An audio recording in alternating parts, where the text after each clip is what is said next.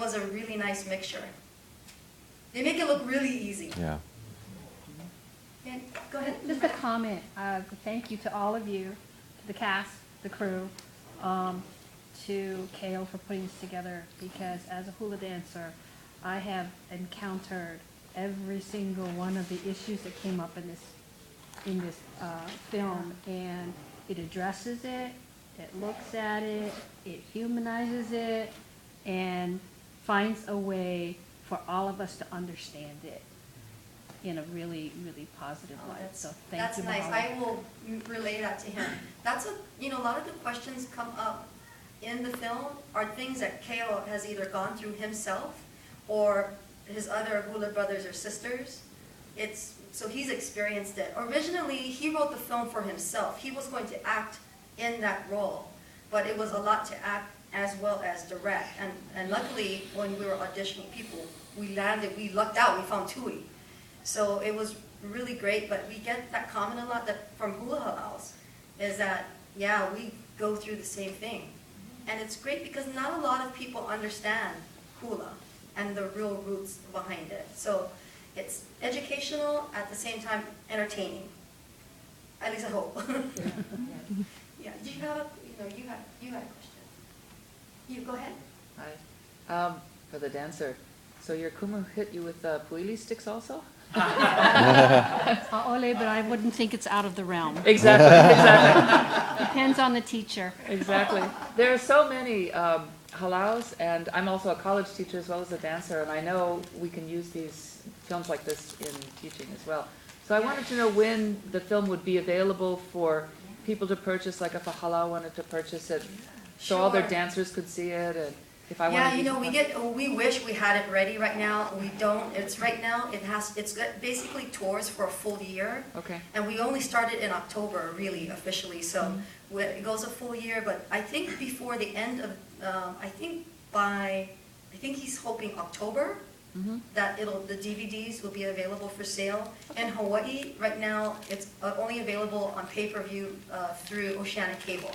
So you can get it there. Otherwise, it's touring everywhere, and we do tell people, because you have friends and family all over, is to go to haumanamovie.com, and when you open to the landing page, there's a button that says, to request a screening in your neighborhood. So I think within this week, it just was in Vegas on Friday night.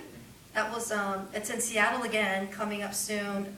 San Francisco. I think Kale's in St. Louis today. We can't keep track. Like, I have to literally go online to look at his schedule. But you can just go on and request it. But also there's a place to email. You can write and say name, college, and here's what you'd like, because we are keeping notes of. Okay. We have schools and libraries and people asking, can it be part of the curriculum? Great. Yeah, Thank so you. definitely. It's just going to take a little bit. Okay. Thank you. I'm going to tell you thank you, because also I remember history men started with the hula. That's why that's a good time for that. Yeah, thank Because you. not many men, they see all men dancing. That's Yeah. That's a teacher. Yeah, we have a lot of, we screen it everywhere, and sometimes people are surprised that men dance. Because some people we meet thought it was just women that dance. And in our history, the men danced first, before the women even were allowed to dance. It's a lot of educating. So, yeah. Yeah. I was just going to say one quick thing. Yeah.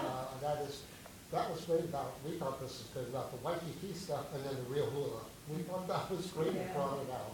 Yeah. The Waikiki shows, and then you go when they go on, I guess, North Shore side or up on the Poly or wherever. Yeah. And it shows the real hula. That was, I thought was. Yeah, and that was on purpose. Kale wrote that so that you could see the process from here, Yeah. tourist hula. You can see it in Johnny K. Aloha's shirts. It goes from super loud Aloha shirts to medium to kind of normal. Yeah, so that's all on purpose. Yeah, I'm sorry, you were going to say something? Yeah, hi, my name is Hans Bruce. I'm an actor too. I've actually trained with Satya and I've been on a production with Chris Latronic. Oh, cool. That guy's rad. Awesome. But as an actor, every time I've pursued a character and there's always something in that narrative, that story, that movie that character, whatever transformation he goes through, there's something you learn about yourself. And I wanted to ask you two, you know, in your process of this film, Oh, good question. is there something that you learned for the first time that gave you a fresh perspective on life in general? You know, like your number one thing that you bring out to your own life now, if there is something like that that you Thank you, Hans. That is a great question. As mentioned earlier, Tui, Saitia, and myself were the ones that hadn't danced hula before prior to making this film. And I can proudly say, because of this film, because of the process, I'm now a proud hula dancer, and I dance and I can call Kale my hula brother. I dance for Kumu Robert Casimiro for Haumana. From this film, I've developed such a great passion with, you know, dancing hula, but not necessarily hula in general. As you, Hans, you asked, what have we learned about through the process of making this film? And when I was, you know, studying my character and just going through the process of, you know, doing what needs to be done, I realized how much discipline it takes, not necessarily as an actor, but as an individual in anything that you do. So I definitely felt a lot more grounded while doing that, because it was, you know, like I said, 18 days through the whole production. I truly found a new sense of discipline in myself because of this film, and that's what I truly am grateful for, and I continue to carry that sense of discipline with me in anything else that I do. So thank you, Hans. For me, it's funny sometimes you get projects that are very, very similar to you, and other ones that you don't think are very similar to you, but they really are. And I think the biggest thing that I learned from Johnny, and also and just the production in general, is Johnny's constantly fighting with his culture, you know, and I moved around so much when I was young, you know, constantly moving from different place to different place, not only in Hawaii, but all around. And it became very difficult sometimes to be able to go, it's okay to be this and have my culture, you know, not necessarily have to move that away and be something else. And so being able to reconnect with that was the biggest thing, and to realize that you can still do that and still be yourself. They don't have to be two separate entities, which is what at least I hope that's what is portrayed, you know, when Johnny finds himself. He's really just reconnecting those two pieces of the puzzle. And for me, that was huge, because prior to that, you know, being a gypsy, you don't really have roots, but I found it through this. So. What is your culture? I'm Samoan Chinese, but my mom is from Montana, so she's got like 7 different Irish, German, Polish, everything running through her. So, yeah. Jeeves, did you learn anything through your process? I mean, the score is Yeah, actually, for me, it was a really unique situation for me, because the day that I was awarded the score, my father passed away, and my father is a very successful, very well-known composer through Hollywood and also for very famous artists. And I remember discussing with my father, how is it that I should approach this, because the ukulele has kind of a violin sound to it, the size of it and stuff, so how do I approach? So through the whole score, my father had passed away, I kind of kept looking over my left shoulder, because in our recording studio out in the Malibu area, we had our studios were back to back, and I just kept on, oh Christ, he's not there. So really, what really came out of this score for me was, yes, first of all, very unique situation to do it strictly on ukulele and strings and have limited instruments to use, but it was the process of just trusting and not having my whole life, even though I relished working with my father, or him helping me doing, you know, projects and stuff. It was only standing on the shoulder of a giant like him that I was able to see far enough and trust in myself to work on the project with, you know, the whole cast and crew. And so to me, I think it was a lot more sublime, the spiritual aspect of the project. So this film, out of everything that I've done, will always have that totally special spiritual kind of jive to it that I think everybody who's been involved in it has a very special separate story to take with it. So to me, the takeaway is knowing that very weird way for saying at 51 years old, I say, well, oh, I gotta rely on myself on this, and I, you know, ran with it, so that's my thing. That was my shimmy shimmy cocoa pop there. Quick question, thank you. Somebody over there? Yes, I have two questions.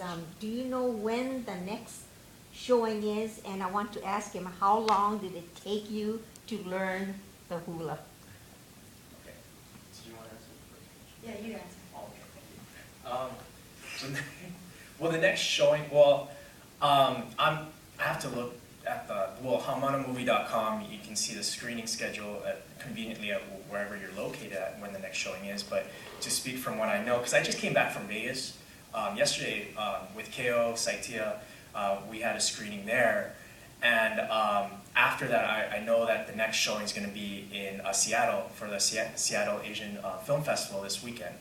And it's going to be showing on Sunday. So I can answer that's the next showing. But like Tracy mentioned earlier through the company Gather, we have all these little other screenings in local areas that people want the movie to be presented over there. So through haumanamovie.com, you'd be able to see conveniently where the next showing is around your area. To answer your second question, how long did it take for myself to practice hula? So when so Saitia and myself, we were the ones that got into this project through an agency. So we had agents back home in Hawaii, and they sent us in for auditioning. And Kale, I guess, saw something in us that he knew we were the characters that we were fit for. So, but he also understood that we had no hula training whatsoever, and he thought it would be a great process. Lucky for me, though, my character was a terrible hula dancer in the movie, so I didn't really have to stretch that far out. But to specifically answer your question, we met 2 months prior to actually, shooting or practicing with the other boys. And I want to point something out. All of us in this film, we never knew each other before we came on set. And it's a remarkable thing that KO can see the chemistry that we actually developed through, working with each other, and only in 18 days. And we've actually, until this day, I can really call them my close friends, because we've bonded in another level from making this project. And I'm just so grateful for that. But Saitia and me, we practiced 2 months before we were on set. And then when we got on set, we met all the other boys, as well as Tui, and that's when we continued practicing on, going on with production. So we continued practicing hula throughout production, and even 2 months prior to that for me. You're amazing hula dancers. Amazing. Oh. Thank you. If you watched the previous movie, it was the ukulele that put you all together.